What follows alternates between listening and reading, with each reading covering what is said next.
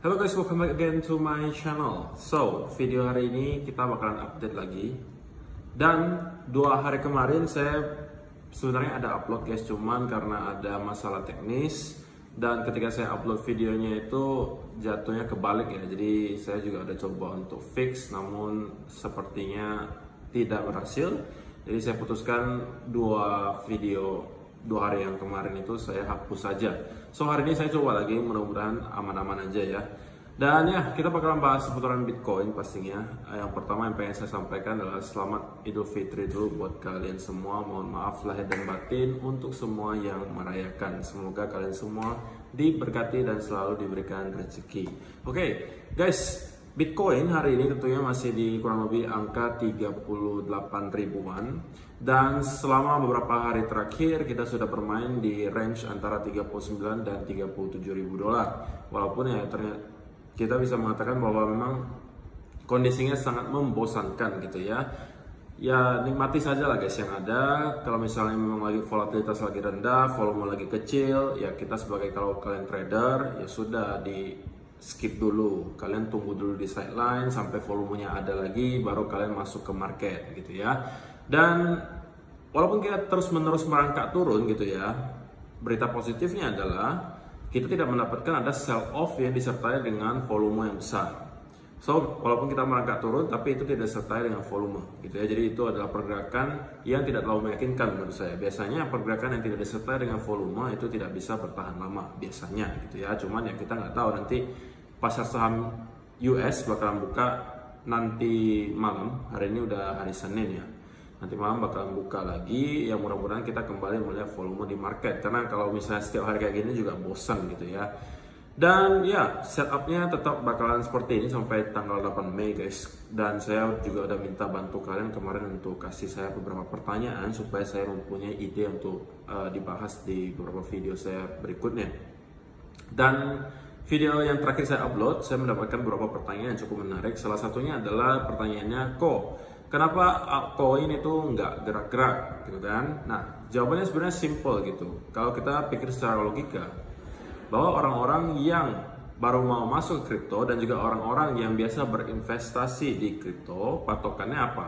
Itu adalah di Bitcoin. Nah, ketika di Bitcoin kita melihat volumenya rendah, volatilitasnya rendah, otomatis altcoin juga pasti akan mengikuti. Kecuali kalau kita bicara soal meme coin yang masih market cap-nya 5 juta dolar, 1 juta dolar, 500 ribu dolar, itu mungkin masih bisa volatil karena memang market cap-nya masih kecil. Tapi kalau kita bicara soal coin yang sudah top 20, top 30, itu harusnya masih akan berkorelasi dengan Bitcoin gitu. Ketika Bitcoin memang volumenya lebih kecil, orang-orang juga enggan sepertinya masuk ke altcoin.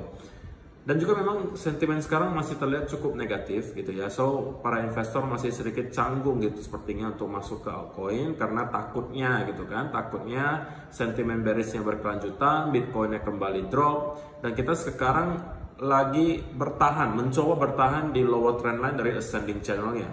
Kalau sampai kita mampu breakdown dan juga konsolidasi di bawah area tersebut, maka kemungkinan besar kita akan kembali melanjutkan drop mungkin hingga kurang lebih 30 ribu dolar. Dan kalau itu sampai terjadi, biasanya kalau Bitcoin drop 10% atau 15%, altcoin dropnya bisa jadi 2 kali lipat, bisa jadi 30 atau bahkan 40%. Nah itulah salah satu penyebab menurut saya para investor sekarang mungkin lebih memilih untuk menunggu terlebih dahulu untuk masuk ke altcoin. Mereka lebih memilih untuk melihat tanda-tanda recovery dulu dari Bitcoin, baru mungkin mereka akan start lagi masuk ke altcoin.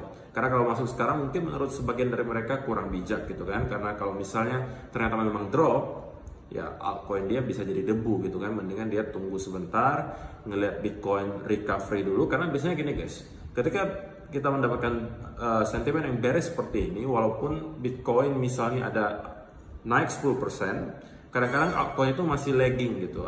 Atau maksudnya dia nggak ngikut langsung altcoin. Kadang-kadang Bitcoin naik dulu, altcoinnya masih seret aja. Nah, ketika udah ada konfirmasi lanjutan bahwa kemungkinan kita akan mengajukan kenaikan, nah baru dari situ biasanya altcoin baru akan start mulai naik. Nah, itu juga yang terjadi sekarang. Jadi mudah-mudahan pertanyaan kejawab ya. Dan kalau kalian yang masih mempunyai pertanyaan lain, silahkan kalian drop di kolom komentar di bawah. Kalau misalnya menarik, saya akan bahas di video berikutnya. Dan ya, sedikit untuk data on-chain juga, saya kemarin sempat ngecek untuk data on-chain seputar jumlah supply Bitcoin yang tidak digerakkan lebih dari 1 tahun. Sekarang sudah kembali mencetak rekor all time high. Terakhir kita melihat angkanya itu di kurang lebih 64%, dan sekarang sudah mencapai 65%. Jadi ini adalah bukan salah satu lagi, tapi angka tertinggi sepanjang sejarah jumlah supply Bitcoin yang tidak digerakkan selama lebih dari setahun. Nah, artinya apa? Bisa kita asumsikan bahwa sekarang para investor itu behaviornya sudah sedikit berbeda dengan cycle-cycle sebelumnya. Artinya apa? Sekarang udah makin banyak orang yang merasa lebih aman nge-hold Bitcoin secara jangka panjang. Mungkin karena melihat adopsi yang terjadi di Bitcoin, kemudian mungkin juga dia udah lebih yakin lah karena Bitcoin sudah lebih mature, sekarang sudah lebih dewasa, juga market cap-nya sudah lebih besar. Jadi orang-orang udah mulai kayak sedikit lebih confidence untuk mengatakan Bitcoin sepertinya adalah benar-benar future gitu.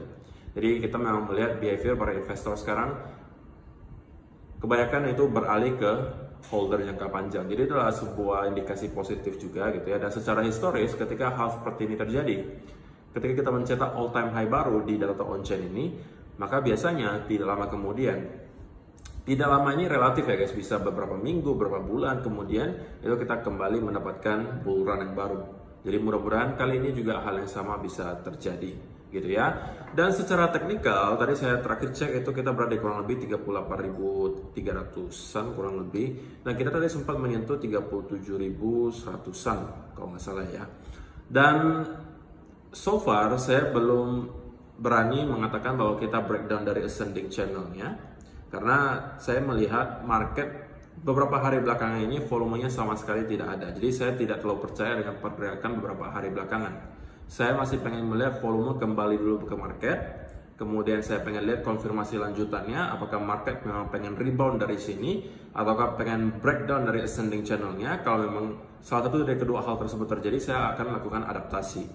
Saya udah pernah jelaskan juga ini di video saya minggu lalu kalau tidak salah, bahwa saya siap dengan segala skenario-nya.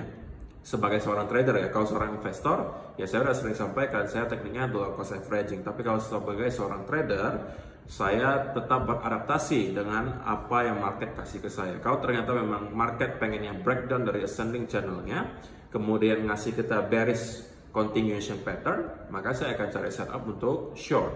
Sebaliknya, kalau misalnya kita mendapatkan rebound dari lower trend line ascending channelnya, kemudian membentuk bullish continuation pattern, ya saya akan lakukan setup atau cari setup untuk buy. Sesimpel itu guys. Jadi saya nggak terlalu pusingin, wah habis ini bakalan kemana ya. Saya ikuti saja, karena kita nggak bakalan bisa menebak secara 100% next market bakalan kemana. Yang bisa kita lakukan hanya kita melakukan reaction atau reaksi terhadap apa yang market kasih ke kita. Jadi ya, untuk hari ini sebenarnya tidak banyak berubah dengan 1-2 hari yang lalu, masih di situ-situ aja. So saya juga nggak banyak bisa saya bahas.